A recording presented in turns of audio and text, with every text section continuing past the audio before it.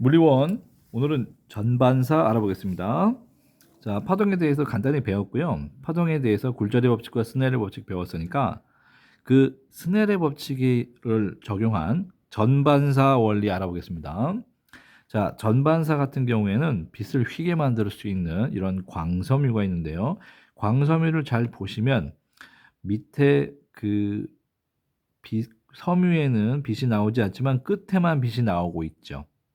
여기서 빛이 나오지 않는다는 것은 전반사가 이루어졌기 때문에 빛이 나오지 않는 거예요. 잘 알아보겠습니다. 여러분들, 빛이 진행할 때 성질이 다른 매질을 만나면 꺾입니다. 굴절의 법칙에 의해서. 그런데 꺾이기도 하지만 일부는 반사도 합니다. 다시 볼게요. 이번엔 반대로 빛이 물에서 공기로 입사할 때를 한번 알아볼게요. 밀도가 큰 곳에서 작은 곳으로 입사할 때도 일부는 반사하고 일부는 굴절합니다. 자, 그림이 여기 있습니다. 잘 보세요. 자, 직선으로 입사각이 90도일 때는 굴절각도 90도이지만 입사각이 생긴 후로부터는 자 보세요. 여기 경계에서 물과 공기 경계에서 반사, 입사각과 반사각이 같은 똑같은 각도로 반사하지만 이번에는 굴절각이 있는 굴절. 자, 이번에는 좀 더 기울여 볼게요. 아까보다는 각도가 커졌죠. 역시 반사, 굴절 이런 식으로 됩니다. 자, 이런 식으로 일부는 반사, 일부는 굴절한다는 말이죠. 자, 여기서 전반사가 나오기 시작합니다. 볼게요. 자, 전반사가 이루어지기 위한 조건인데요. 전반사는 반드시 물에서 공기로 나갈 때, 다른 말로 매질이 밀도가 큰 곳에서 작은 곳으로 갈 때만 전반사가 이루어집니다. 자, 그 이유는 매질이 굴절률이 큰 곳에서 작은 곳으로 갈 때만 이루어지는데요. 자, 첫 번째. 자, 보세요. 입사각 점점점 입사각이 커지고 있죠. 자, 그럴 때 요 보세요. 반사, 반사, 반사. 동시에 모두 일어났죠? 굴절, 굴절, 굴절이 일어났습니다. 그래서 빛은 일부는 반사하고 일부는 굴절하는데 여기서 이거예요. 굴절각이 보세요. 90도가 되는 순간 보세요. 자, 입사각이 점점점 커지고 있죠. 입사각이 20도, 30도, 45도일 때 굴절각이 잘 보세요. 한 30도, 뭐 40도, 뭐 90도가 됐죠. 자, 입사각이 점점점 커지면서 굴절각도 커지고 있는데 90도가 되는 요 순간, 이때의 입사각을 임계각이라고 합니다. 이때 뭐가 이루어지냐? 여기가 경계라는 거예요. 뭐냐면 요 임계각일 때 굴절각이 90도가 되는 순간 밖으로 나가는 빛은 없는 겁니다. 항상 밖으로 나가는 굴절빛이 존재하다가 요 90도가 되는 만드는 이 임계각부터는 빛이 밖으로 나가지 않고 수평으로 나가는 거죠. 물속으로 수평으로 나가는 거예요. 그러면 반사는 그대로 계속 존재합니다. 반사, 반사, 반사. 굴절은 존재하나 밖으로 나가지 않고 수면으로 굴절합니다. 그러면 요 임계각보다 더 커진 경우 볼까요? 요때는 굴절각이 90도보다 더 커졌기 때문에 점점점 얘가 90도니까 굴절각이 더 커졌겠죠. 그런데 굴절은 이루어지지 않고 뭐만 일어나나요? 반사만 일어난다 해서 전부 반사만 일어난다. 이제 굴절은 없다. 자, 그래서 임계각까지는 굴절 반사가 되나 임계각보다 좀 더 커진 각도로 입사를 하면 반사만 이루어진다. 그래서 이 임계각을 반사만 이루어지는 경계의 값이고 거기에 임한다 해서 임계각입니다. 그래서 임계각보다 큰 경우에만 전반사. 자, 이러한 일이 벌어지기 위해서는 밀도가 큰 곳에서 작은 곳으로 빛이 입사될 때만이죠. 그리고 밀도가 큰 곳에서 작은 곳으로 갈 때 보세요. 입사각하고 굴절각 중에 누가 크나요? 잘 보세요. 비교해 보면. 굴절각이 큽니다. 자, 여기도 한번 비교해 보세요. 굴절각이 크죠? 그 이유는 밀도가 큰 곳에서 작은 곳으로 가기 때문에, 다른 말로 굴절률이 큰 곳에서 작은 곳으로 갈 때 속도가 빨라집니다. 그러니까 이렇게 이 밀도가 굴절각이 커지는 거예요. 그래서 그림에서 입사각과 굴절각이 큰 것은 굴절각이 큽니다. 그 이유는 스넬의 법칙. 여러분들 보세요.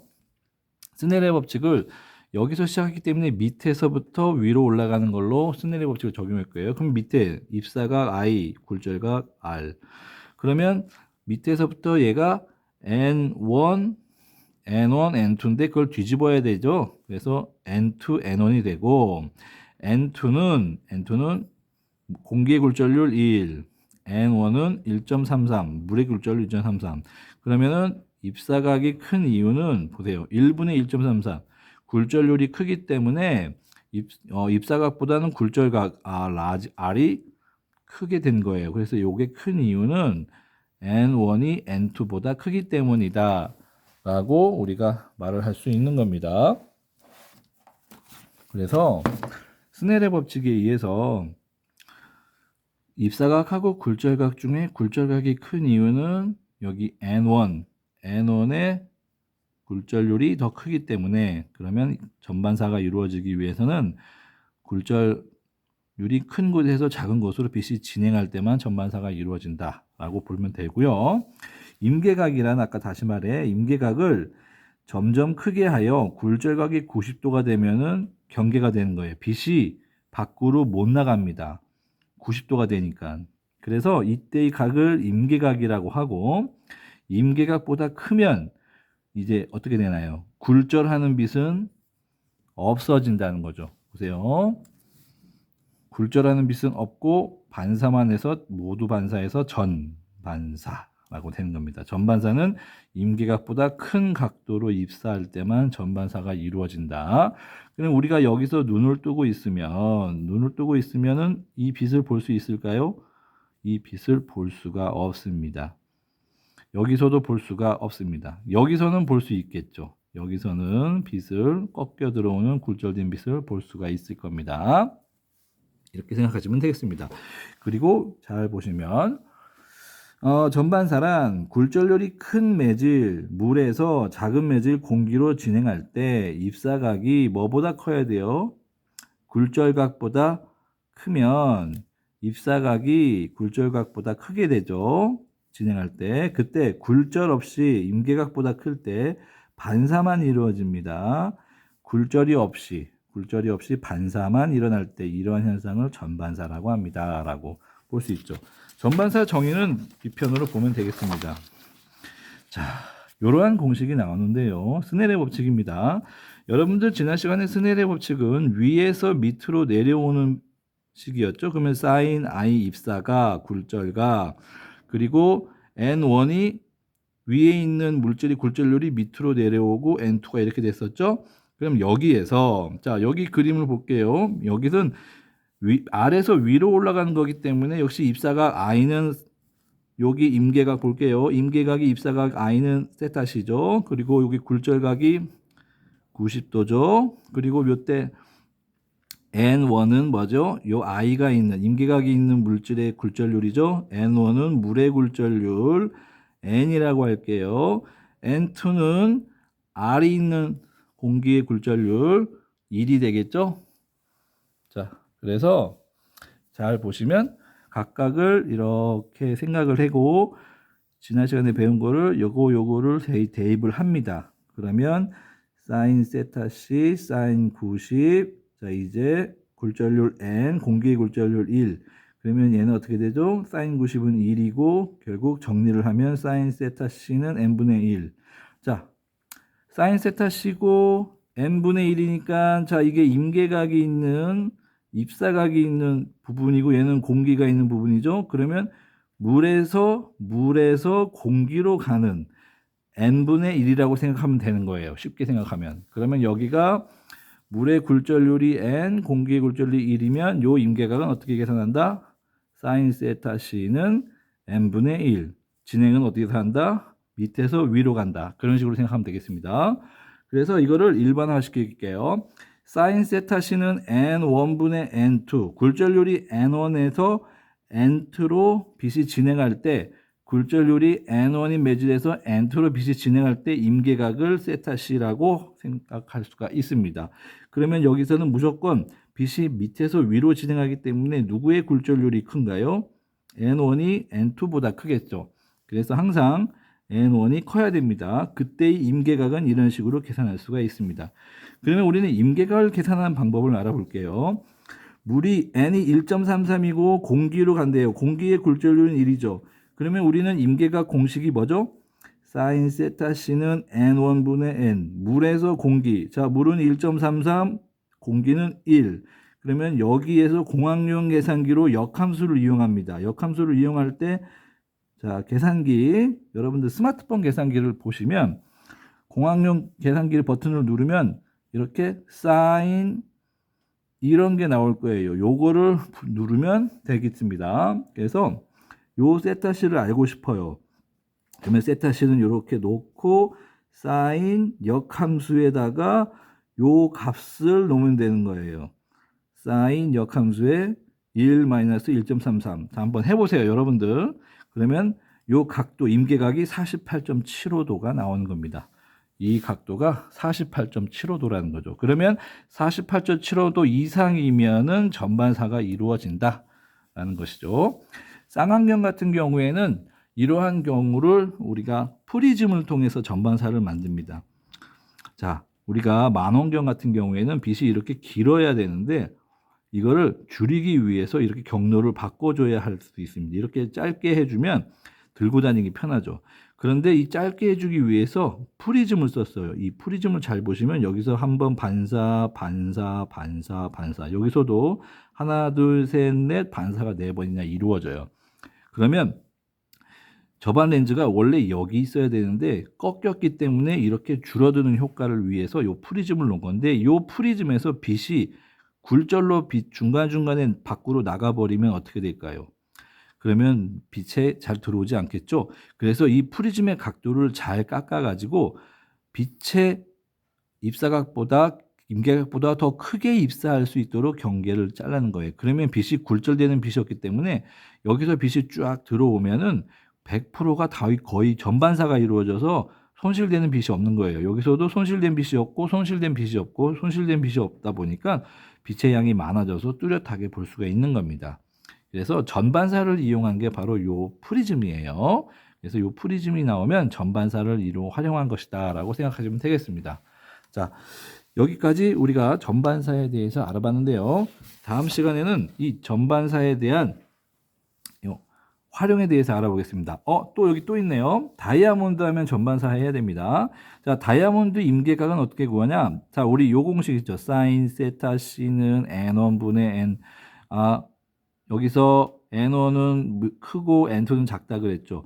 자, 다이아몬드의 굴절률은 2.42예요. 그럼 공기의 굴절률은 1이에요. 그러면 역시 역함수 요 사인 세타 C는 사인의 역함수에다가 요거 그대로 2.42분의 1 대입하면은 24.4예요. 자, 세타 C가 24.4라는 것은 자, 임계각이 세타 C라는 거예요. 그러면 잘 보시면 24.4가 요거 대략적으로 요거죠. 24.4. 그러면 이때 요렇게 90도가 된다는 거예요. 여기가 다이아몬드고 여기가 공기면 그러면 24.4보다 대부분 크게 입사를 하면은 다 전반사가 이루어진다는 말이죠. 그러면 이 24.4가 작기 때문에 대부분 요 빛이 들어올 때 임계각이 24.보다 더 큰 빛이 대부분 들어옵니다. 그래서 이 전반사가 일어나는 이유는 24.4가 임계각이 매우 작아서 빛이 전반사가 잘 이루어집니다. 전반사가 잘 이루어져요. 전반사가 잘 이루어지면은 빛이 굴절돼서 나가는 빛이 없고 모두가 반사된 빛이 다 들어오기 때문에 반짝반짝 빛의 양은 줄어들지 않고 그대로 유지가 되고 어떻게 돼요? 반짝임이 눈에 들어오죠. 반짝임. 자, 보세요. 우리 눈이 여기 있는 거예요. 잘 보시면 우리 눈이 여기 있잖아요. 여기 보시면 눈이 여기 있는 거예요. 이렇게 우리. 근데 빛이 이렇게 들어갔어요. 그러면 여기를 잘 보면 세공하시는 분이 이렇게 깎습니다. 그런데 잘 보시면 요 각도가 입사각이죠. 여기가 22.4보다 큽니다. 그러면 여기는 거의 100% 전반사. 이렇게 나가는 빛이 없다는 거예요. 그럼 여기서도 또 들어오면은 이것도 작아졌지만 22.4보다도 더 큰 입사각이라는 거예요. 그러면 여기서 나가는 게 없이 다 전반사. 여기도 전반사. 그러니까 여기 빛이 10개 들어오면은 다 10개 나온다는 거예요. 그래서 여기 들어오는 빛이 보면은 반짝이는 거죠. 그래서 다이아몬드가 굴절률이 아주 커서 굴절률이 아주 크니까 보세요. 굴절률이 2.42 엄청 크죠. 그러니까 요 세타씨가 전체적으로 얘가 크면은 작아지죠. 그래서 24.4도밖에 안 돼요. 그러니까 매우 전반사가 잘 일어나는 이유는 세타씨가 작아서 모두 전반사가 잘 일어납니다. 그래서 빛의 양이 줄어들지 않고 계속 들어오니까 반짝이어서 반짝반짝거립니다라고 생각하시면 되겠습니다. 자, 다음 시간에는 전반사의 현상들을 알아보겠습니다.